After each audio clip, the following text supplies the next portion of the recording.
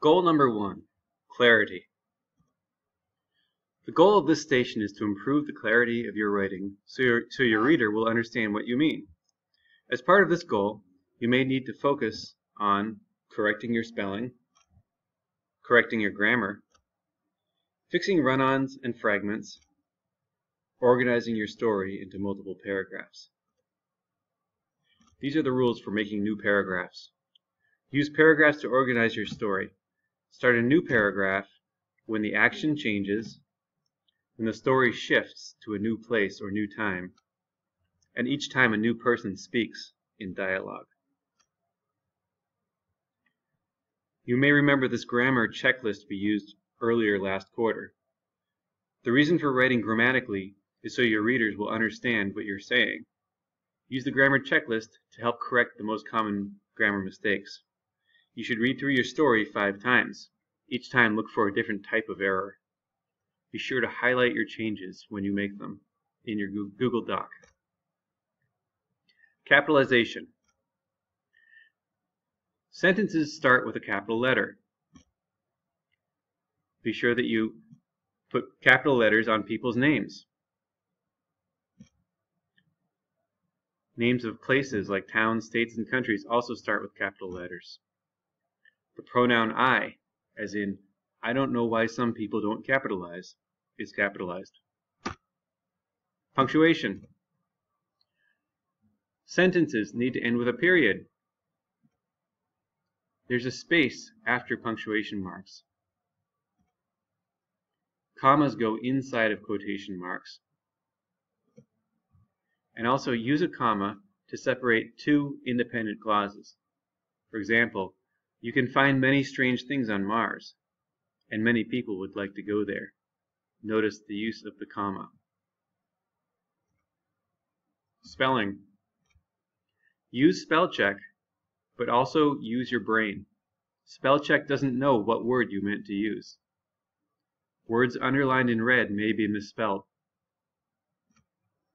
Be sure that you are using the word you meant to use. For example, are you using the right version of to?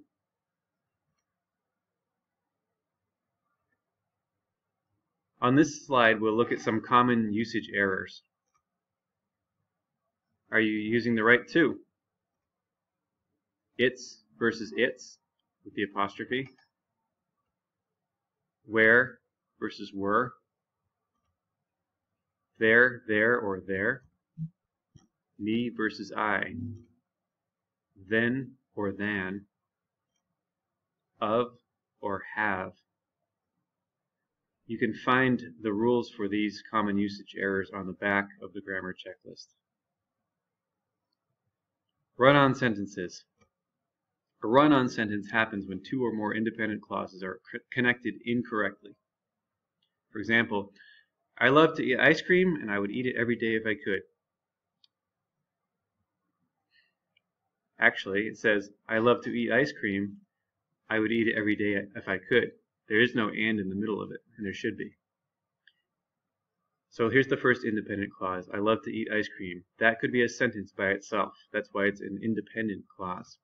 The second one is, I would eat it every day if I could. To connect them, you need to use a comma or a period. If you use a comma, use a conjunction like or and. So here's one way to fix it. I love to eat ice cream and I would eat it every day if I could. Notice the comma and the and. I love to eat ice cream, period. I would eat it every day if I could. So those are 2 ways you could fix a run-on sentence like that. Fragments. Fragment is an incomplete sentence. Usually it's a piece of a sentence that's missing an important part like a subject or a verb.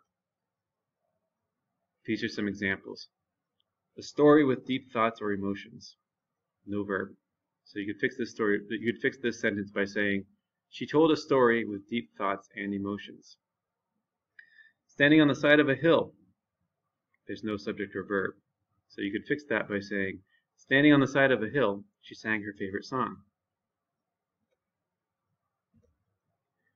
These are some overused words and phrases that students use at the beginnings of their sentences. You don't need to start your sentence with then or so. And you usually shouldn't start a sentence with the word and. Sometimes when using sensory details, people write, I saw, I heard, I smelled. Usually you don't need those words. You can just describe what you saw, or what you heard, or what you smelled. Now, go to step 3 on your directions sheet. You may view this video again as needed when making your revisions.